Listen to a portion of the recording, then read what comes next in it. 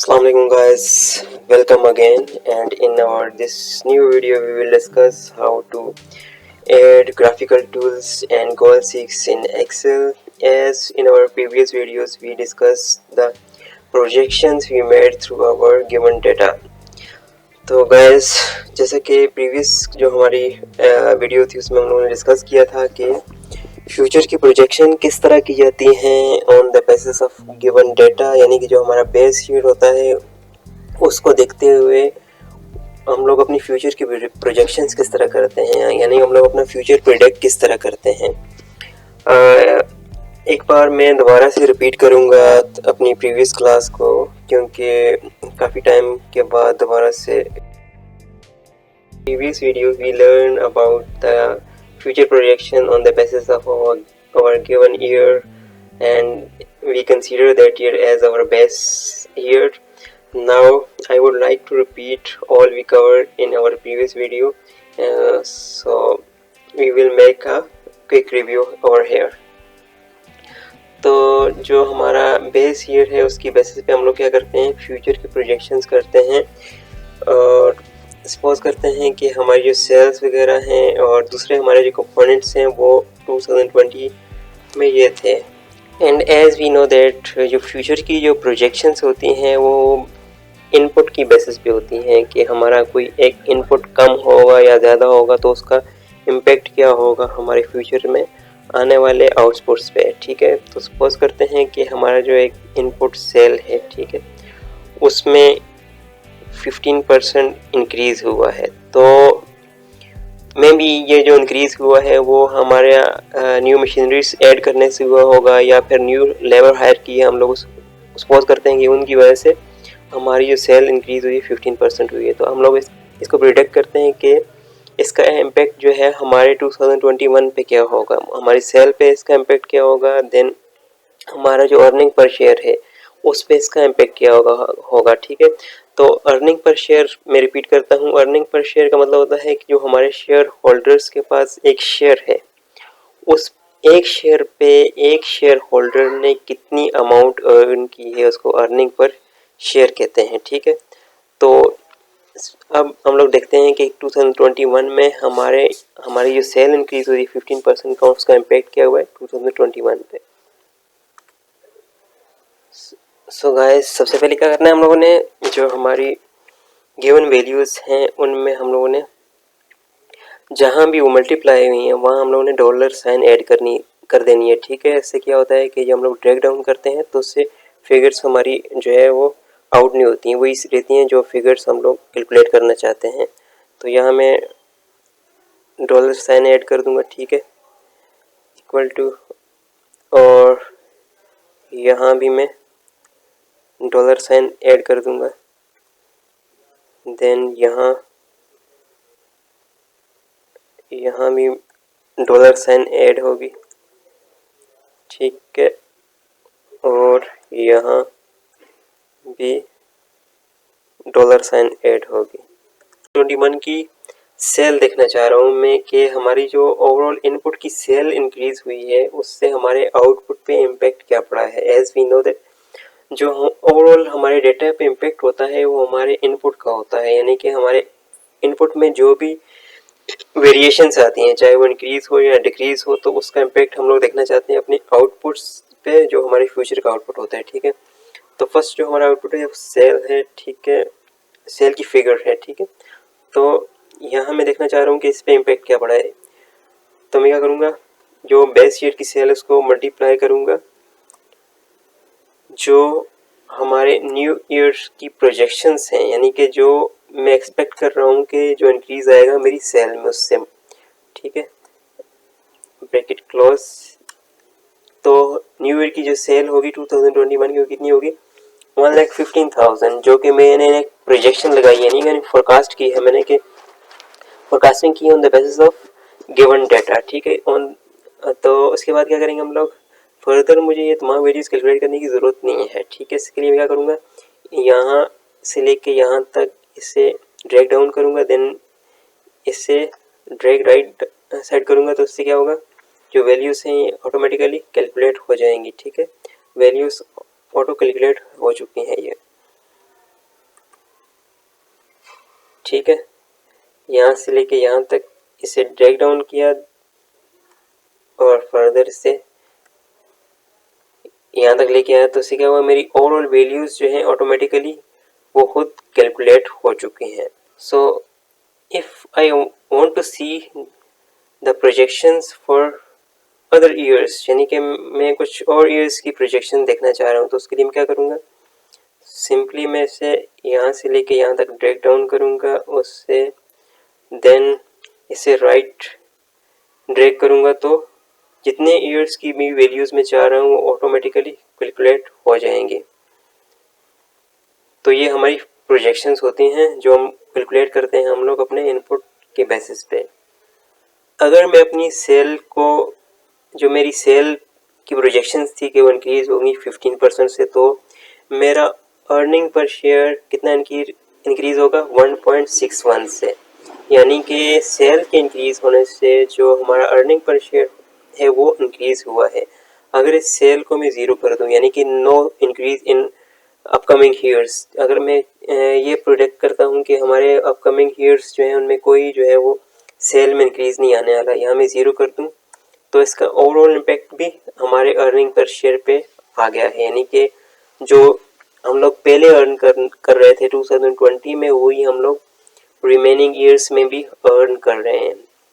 Further अगर मैं cell को नेगेटिव 100% करूं, तो इसका इम्पैक्ट क्या हुआ मेरे डेटा पे कि जो अर्निंग थी वो बिल्कुल ही एलिमिनेट हो चुकी है मेरे अपकमिंग ईयर्स की। ठीक है, ओके।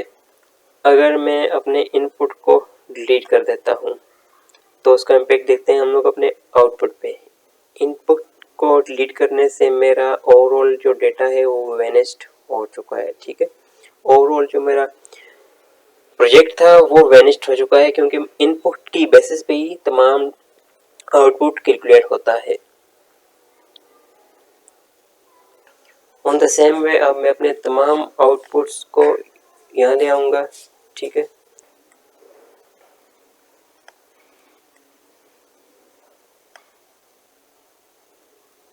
तो अपने आउटपुट को भी मैं ड्रैग करके यहाँ ले आया हूँ। ठीक है, और यहाँ से हम लोग ईयर्स को कॉपी कर लेते हैं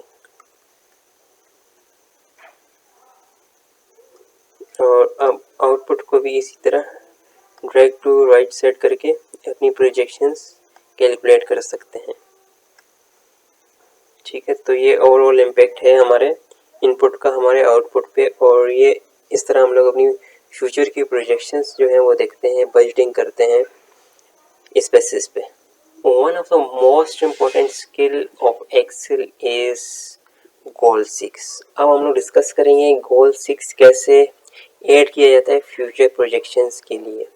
गोल 6 का मतलब ये होता है कि किसी एक वैल्यू को रख के हम लोग एजम्पशन करते हैं कि इस एक वैल्यू के ऐड या लेस होने से हमारे ओवरऑल डेटा पे क्या इम्पैक्ट आएगा रहेगा, या इस तरह भी कह सकते हैं कि हम लोग अगर मैं बॉस हूँ किसी कंपनी का और मैं चाह रहा हूँ कि मेरा जो अर्निंग पर शेयर है वो 5% रहे, यानी कि अर्निंग पर शेयर मेरा जो है वो 5 हो जाए। ठीक है, मैं चाहता हूँ मेरा अर्निंग पर शेयर 5 हो, उसके लिए मैं जो है वो हर तरह की मशीनरी इम्प्लीमेंट करने के लिए तैयार हूँ अपनी कंपनी में, हर तरह के रिसोर्सेज जो है वो इन्वेस्ट करने के लिए तैयार हूँ, और मेरा जो फ्यूचर गोल है वो ये है कि मुझे अर्निंग पर शेयर इंक्रीज़ करना है, और मैं चाह रहा हूँ मेरा अर्निंग पर शेयर 5 हो जाए किसी भी तरह से, चाहे मुझे उसके लिए अपना कोई सा भी इनपुट इंक्रीज़ करना पड़े या कोई सा भी इनपुट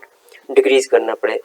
फॉर एग्ज़ाम्पल मैं चाह रहा हूँ कि मैं हर हद तक जा सकता हूँ कि अपने कॉस्ट ऑफ गुड्स सोल्ड को डिक्रीज़ करूँ ताकि मेरा ये अर्निंग पर शेयर इंक्रीज़ हो, या फिर हर हद तक जा सकता हूँ कि मैं अपने टैक्सेस को डिक्रीज़ करूँ, या इस तरह कह सकते हैं कि मैं हर हद तक जा सकता हूँ कि मैं अपना कैपिटल जो है फर्दर इन्वेस्ट करने के लिए मैं रेडी हूँ ताकि मेरा ये अर्निंग पर शेयर इंक्रीज़ हो।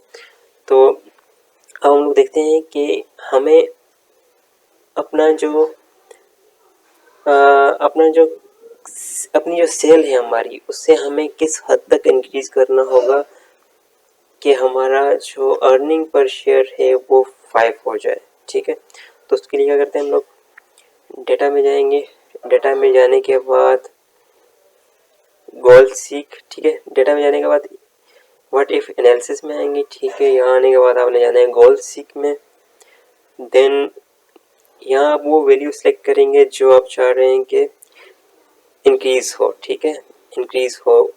तो ये वैल्यू है जो मैं चाह रहा हूँ इंक्रीज हो, ठीक है। मैं कौन सी वैल्यू चाह रहा हूँ इंक्रीज हो, वो है earning per share. Then to what extent, यानी कि किस हद तक मैं इंक्रीज करना चाहता हूँ, मैं चाहता हूँ ये 5 हो जाए। Then on the basis of which input, यानी कि किस इनपुट की बेस पे मैं चाह रहा हूँ कि मेरा जो अर्निंग पर शेयर इंक्रीज हो, यानी कि मेरा जो मेन फोकस रहेगा फिर मेरा वही इनपुट रहेगा। मैं उस इनपुट को इंक्रीज करने के लिए तमाम जो है अपने एसेट्स में इंक्रीज करूँगा, रिसोर्सेस लाऊंगा, एम्प्लॉयज़ को इंक्रीज करूँगा, एंड दूसरे जो स्टेप्स हैं जो मिले जिनके थ्रू मैं एडिशन कर सकता हूँ, वो मैं तमाम स्टेप्स जो है लूँगा 5 हो जाए, ठीक है। Then we click okay. Okay, तो ये हमारी फिगर्स जो हैं ऑटोमेटिकली कैलकुलेट हो चुकी हैं, ठीक है। In order to increase my earning per share till to 5, I have to increase my sales to 157%, ठीक है। तो मैंने अपनी सेल्स को 257% इंक्रीज करना है, उसकी बेसिस पे ही मैं अपने जो अर्निंग पर शेयर है उसको 5 तक लेके आ सकता हूँ। ये था हमारा गोल 6। इसी तरह से हम लोग दूसरे इनपुट पे भी इम्प्लीमेंट कर सकते हैं।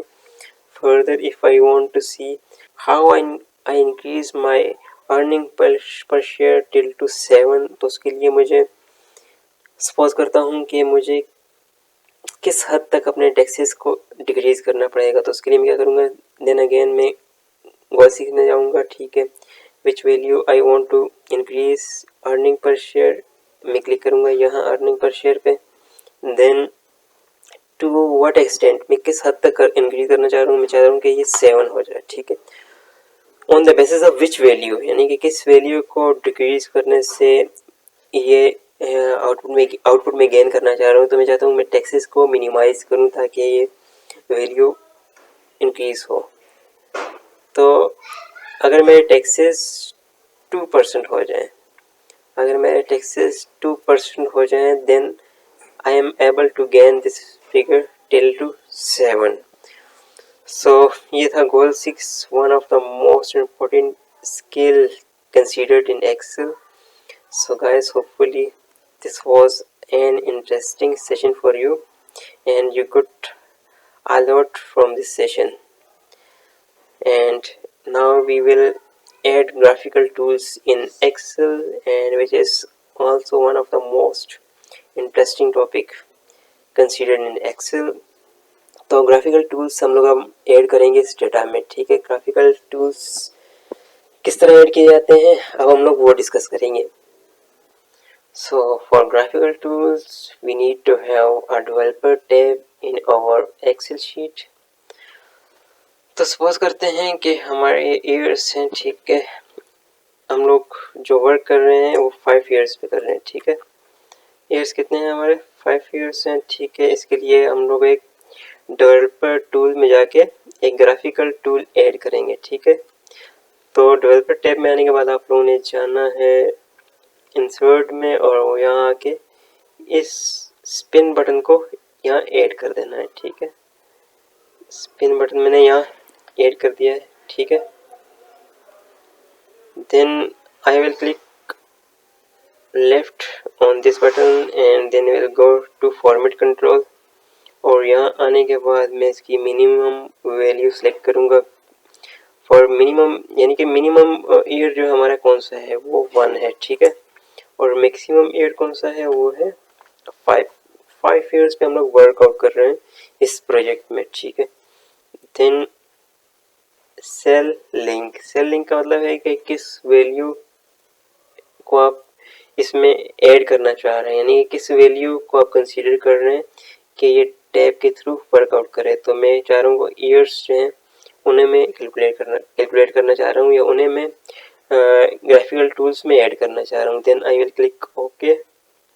ठीक है, अब क्या हुआ, अब मैं इसे इंक्रीज डिक्रीज कर सकता हूँ ग्राफिकल टूल्स के थ्रू। ठीक है, इस टूल के थ्रू मैं इसे इंक्रीज डिक्रीज कर सकता हूँ। फर्दर अब मैं क्या करूँगा, यहाँ आने के बाद यहाँ ईयर्स हम लोग ऐड कर लेते हैं, 1 2